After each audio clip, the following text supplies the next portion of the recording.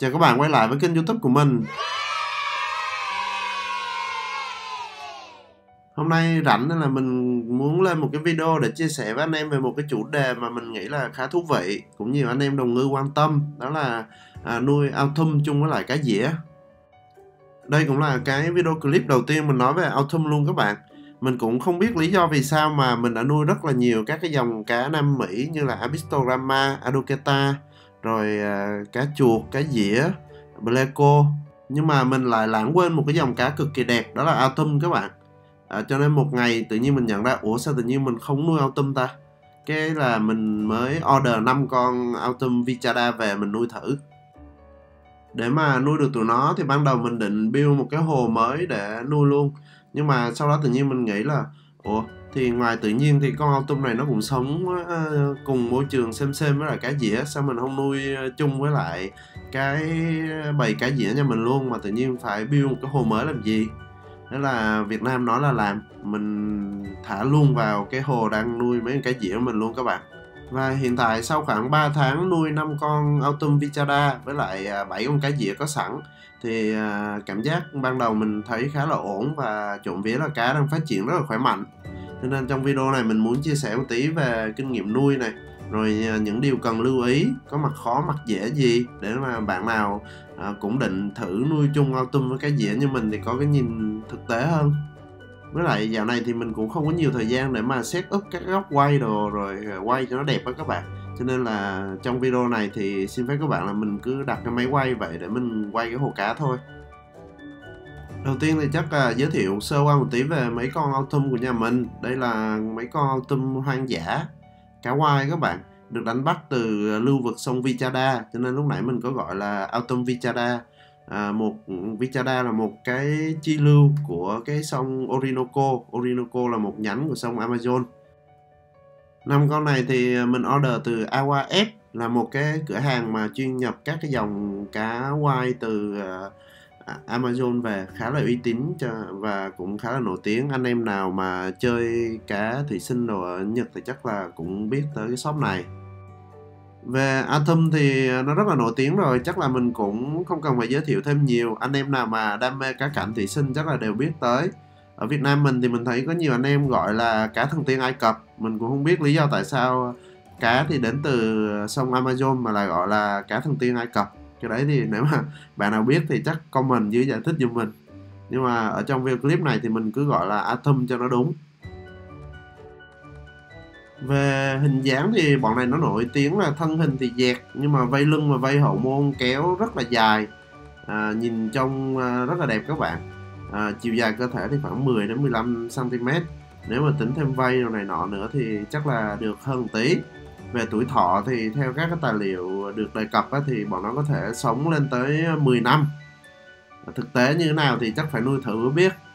Còn về màu sắc thì thường nó sẽ có màu ánh kim ở trên người và có sọc dọc. Có con thì nó có thể có đốm hoặc là có các biến thể đặc biệt tùy dòng. Mình nói qua một chút về môi trường sống trong tự nhiên của tụi này thì autumn nó hay sống ở mấy cái chi lưu và phụ lưu của sông Amazon. Ở cái nơi mà nó sống thì nước rất là mềm và rất là ít khoáng chất, tức là nước có độ cứng thấp đó các bạn. Và pH thì là pH có tính axit, thậm chí là pH có chỗ từ 4.5 đến 6.5 tùy vùng. Còn về nhiệt độ thì theo các tài liệu được đề cập tới thì bọn nó sống ở chỗ có nhiệt độ khá là cao, khoảng từ 26 đến 29 độ C. Dòng nước thì thường là những cái dòng chảy nhẹ đến vừa phải thôi các bạn, có luồng nhẹ nhưng mà cũng có oxy khá là tốt. Môi trường chỗ tụi nó sống thì giống như khá là giống môi trường của Abistogramma rồi cá dĩa rồi trong tự nhiên á, nhiều gỗ mục rồi lá mục, cành mục, chất hữu cơ đồ rơi xuống á. Nói chung đây là cái đặc trưng của môi trường sông Amazon rồi. Bạn nào mà nuôi mấy cái loại cá Nam Mỹ thì chắc là đều biết. Về ánh sáng thì bọn này nó không có thích ánh sáng quá sáng đâu các bạn. Chỗ môi trường sống tự nhiên của nó thì thường nó sống ở chỗ ánh sáng yếu, có che bóng thực vật đồ này nọ để mà nó cảm giác nó an toàn đó các bạn. So với điều kiện để mà nuôi cá dĩa quai á thì autumn nó cũng khá là tương đồng và nhiều mặt, cho nên là cái việc nuôi chung là hoàn toàn có thể. Nếu mà bạn đang nuôi cá dĩa tốt rồi á thì mình nghĩ là cái bể đấy bạn hoàn toàn có thể thả autumn vào để mà nuôi thêm. Nhưng mà đặc biệt là cần chú ý một tí về cái hệ lọc và khả năng giữ ổn định cái chất lượng nước nha các bạn. Tại vì cả hai con này nó đều rất là nhạy cảm với những cái biến động mạnh về chất lượng nước. Cho nên là đầu tiên tiên quyết nhất là phải ưu tiên chất lượng nước và làm sao để giữ cái môi trường nó thật là ổn định thì mình có thể nuôi chung được, thậm chí là nuôi nhiều. Rồi tới đây thì mình sẽ nói qua một tí về những cái điểm bất lợi hay là những cái nguy cơ khi mà bạn nuôi chung Autumn với cá dĩa mà mình nhận thấy. Đầu tiên đó là cái con Autumn hoang dã này thường mình thấy nó nhạy cảm hơn so với cá dĩa. Cho nên giai đoạn mà khi mà bạn vừa mới mua nó về á, thì nó dễ bị stress đồ hơn nên cần phải chú ý nhiều hơn. Ngoài ra là cái tuổi cá dĩa các bạn, tuy là bình thường thì nhìn mong manh yếu ớt nhưng mà nuôi chung Autumn thì mình thấy là bọn nó ăn mạnh hơn Autumn và ăn nhanh hơn rất là nhiều. Trong khi cái bọn Autumn thì nó chậm hơn trong cái việc nó thích nghi với lại thức ăn, rồi khi mà bạn cho ăn nó lao tới nó ăn đồ cũng thấy cũng chậm hơn cá dĩa. Cho nên là ở giai đoạn đầu khi mà bạn vừa mới thả vào nuôi chung thì bạn cần phải tìm một cách để đảm bảo cho cái con Autumn của bạn nó không có bị đói, nó không có bị thiếu thức ăn do nó không dành ăn lại với là cá dĩa.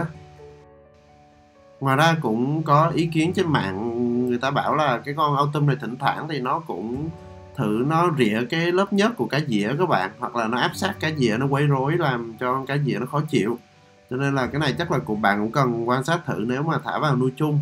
Như trường hợp của mình thì nó không có bị cái hiện tượng này các bạn. Mình thả nuôi chung mình có quan sát thử thì Autumn nó hiền, nó cũng không có phá đâu gì cá dĩa hết. Hai con sống khá là hòa thuận. Về kích thước của hồ nuôi thì tùy theo điều kiện của các bạn, nhưng mà mình vẫn khuyên là nếu mà có điều kiện thì chơi hồ càng lớn càng tốt. Ví dụ là từ 200 lít trở lên, nó cũng tùy theo số lượng cá các bạn thả nữa. Nhưng mà hồ càng lớn thì các bạn càng dễ giữ ổn định được cái môi trường nước. Còn về thiết kế bố cục đồ này nọ thì tùy theo các bạn thôi, có thể tham khảo chơi giống như mình chẳng hạn. Nói chung là tùy quan điểm về thẩm mỹ của mọi người, thấy nào đẹp thì mình làm thôi các bạn. Quan trọng là bạn chịu khó đầu tư về lọc rồi một tí. Tại vì hai con này nó rất là nhạy cảm về chất lượng nước, rồi về pH các thứ cũng chú ý một tí, giữ pH thấp giống cái điều kiện tự nhiên của nó bên ngoài và giữ chất lượng nước nó ổn định.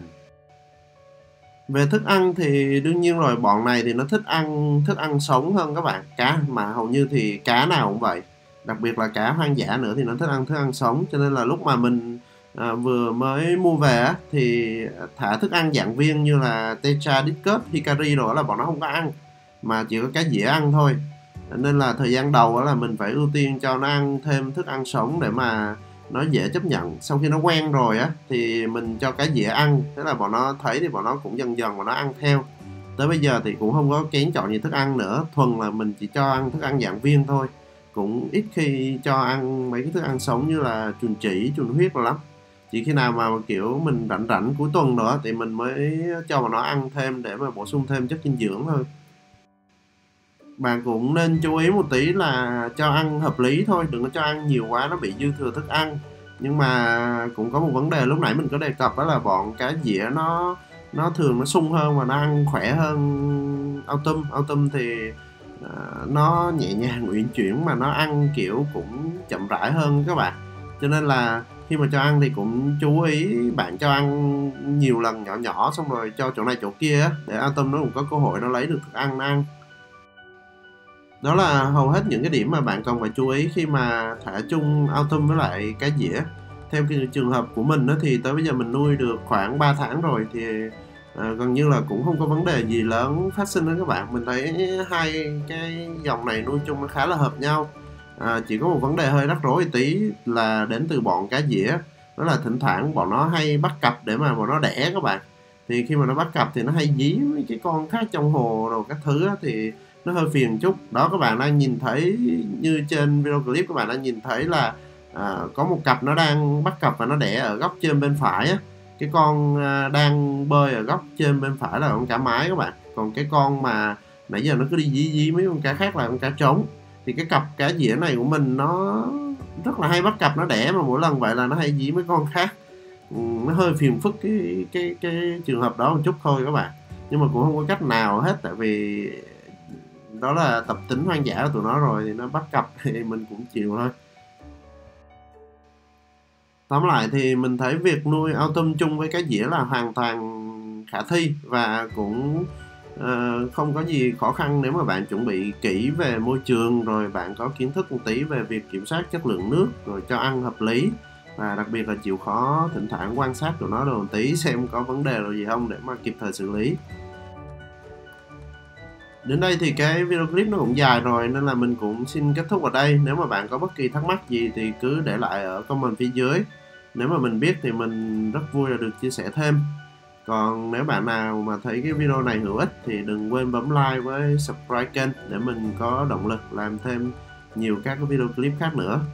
Gần đây thì mình cực kỳ bận luôn, nhưng mà sẽ cố gắng thỉnh thoảng rảnh thì sẽ quay video clip cá lên giao lưu với anh em.